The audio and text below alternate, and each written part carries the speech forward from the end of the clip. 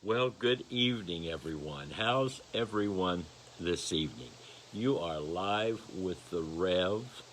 Uh, Jiminy Crickets. I don't know what I did with the day today. I did watch the all the highlights of the wonderful and exciting and awesome game between the Chiefs and the Tampa Bay Buccaneers. How many of you watched it with glee? Although it was got a little scary at the end, right? But wow, what a game. So I did, catch a little bit of Good Morning Football on TV, but Cynthia and we went to town and then we helped, along with a lot of other volunteers, taking a bag of neat little gifts uh, to the family of faith in the Hopkins area as kind of a symbol of this time of year, which is Christmas tide, or another way of putting it, this is the season of Advent as we approach Christmas. It's a time of waiting and reflecting and preparing ourselves for the coming of Jesus. So we took out a few bags yesterday afternoon and a few love bags this morning, and went all the way to Sheridan and through the country and got lost a little bit and ended up with the Cindy and Dick Baldwin home. And I see my wife is listening from the bedroom in the other room, and Debbie and Sandra are listening, and Susan, good to have you listening in this today, and Peggy and Virginia, all glad to have you all. We have a bag, and I guess we could call it bag and box ministry that has been going on for years, and there's a particular person that tends to be the one that spearheads it, and I know she's very humble and doesn't really like the accolades, so I'm not going to mention her name, but along with a very special person in our church who kind of gets the rest of us off our duffs, several of us help out, and we come, and she pretty much puts the bags together, and then, she does deliver a lot of them or sends them in the mail, but we do, some of us do deliver them ourselves, and it is a blessing. And so we've been doing it. That's been happening for years and years and years, and it's a wonderful ministry. And hopefully in your community, your church does some the same kind of thing. Lynn, you're saying hello all. Sandra, you're saying hello. Debbie says, good evening, doing good. Thank you for the gift yesterday. We loved it. So very special. And again, the gift is symbolic of this time of year, which is the time of Advent. And Sunday was Advent Sunday, and we're basically going to start our Advent devotions tomorrow evening. And I'm not sure I have it in front of me. What's wrong with me? I guess I don't know what I did with it. I think it's in the other room, but there's a devotional book that was in these little baggies of love, and I'm going to share them starting tomorrow. And even if you didn't get a baggie, or you're too far away to get a baggie, you won't have to, because we're going to share the devotions live with the Rev, so we'll be doing that. Well, again, I'm in the Christmas mood as best we can. We should be in the Christmas mood. And so I'm going to share a song. Oh, come, Emmanuel, and ransom captive Israel that mourns in lonely exile here, until the Son of God appears. Rejoice, rejoice, Emmanuel shall come to thee, O Israel.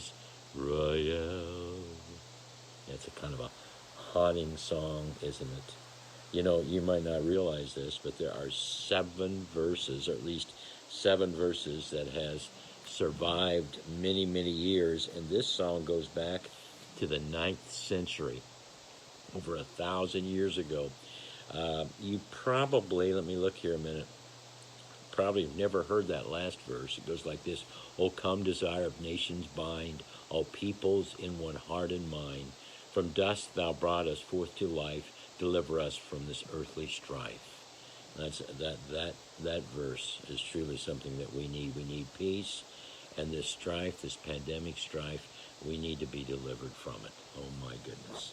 Well, tonight's devotion is Emmanuel. How many of you know what that means? What does the word Emmanuel mean? And while you're thinking about that, and if you can text it on the screen, you do that. But I've got good news here.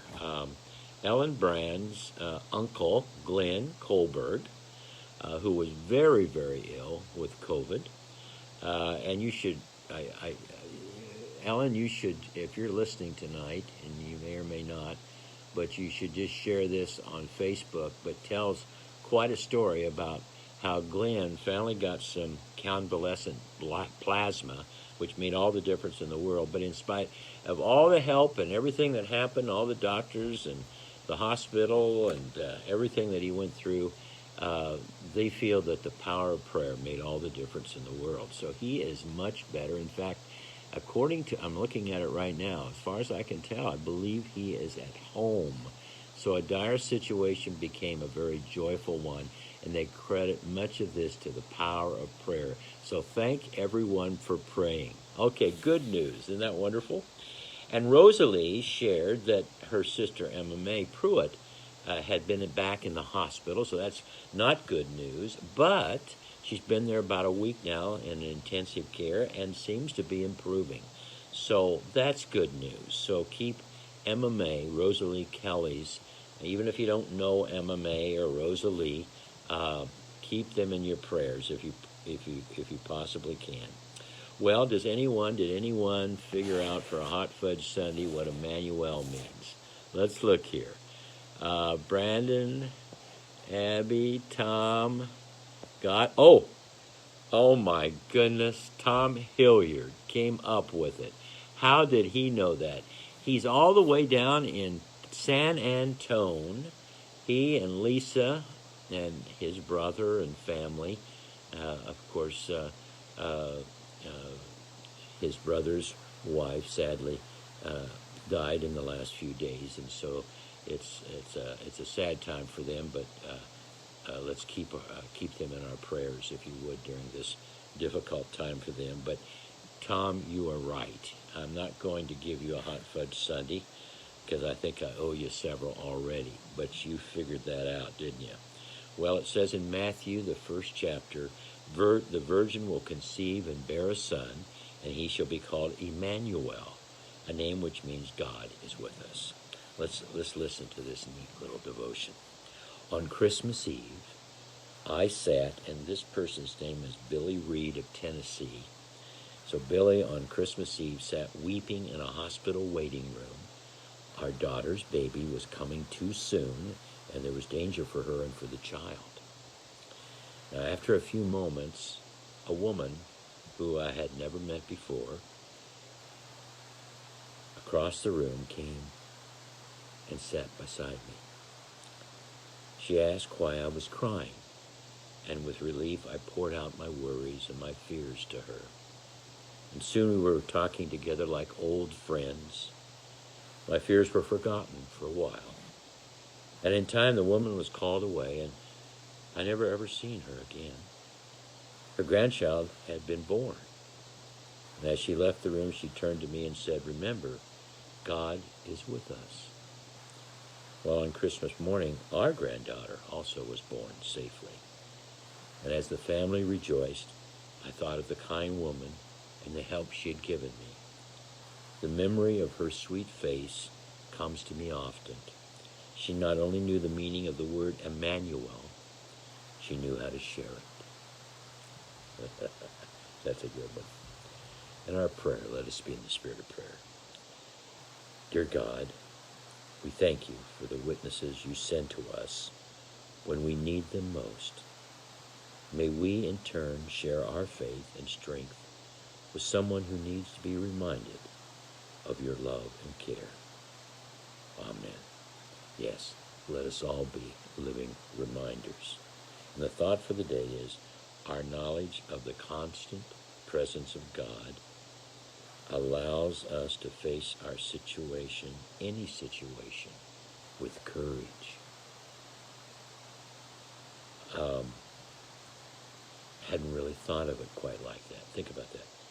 Knowing that God's constant presence allows us, no matter what, Steve, to face any situation with courage. All right. Raymond, good to have you. Hi, everyone. Hi to you, too. John Hanson, we've got some people normally that don't text. Mimi, good to have you listening in. Brandon, I hope everybody's feeling better. How was your day back from work? I hope you got along okay. Hi. Maybe it's Ramon. I'm sorry. Probably Ramon. And Robert Reynolds, Robert Coleman, Sandra, Lynn, of course, Debbie. Got one of... Boy, Debbie, you must be really loved to think that you got one of those gifts I was talking about. And I'm not sure, as I look over this list, how many others did, because you don't... Well, I hope... I think you know what we're doing. We're not only going to send out a baggie, but later in the week, we're going to send a box to those who are not able to get out, or it's very difficult for them to get out. So I know if you didn't get a bag, I got to believe that you and Basil are going to get a box, a big box. God bless you guys. So if anybody doesn't get a box or a baggie, call me, and I'll deal with the complaint, okay? I'll bake you an apple pie. Oh, my. I should be quiet. I'm going to get into trouble. God bless you all this evening, and be mindful that God is constantly in your life and there for you, whether it be on the mountaintops or even in the valley of the shadow of death. Our Father, who art in heaven, hallowed be thy name.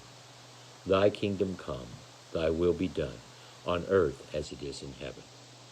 Give us this day our daily bread, and forgive us our trespasses, as we forgive those that trespass against us. Lead us not into temptation, but deliver us from evil. For thine is the kingdom, and the power, and the glory, forever and ever and ever. Amen. Peace be with you. Amen.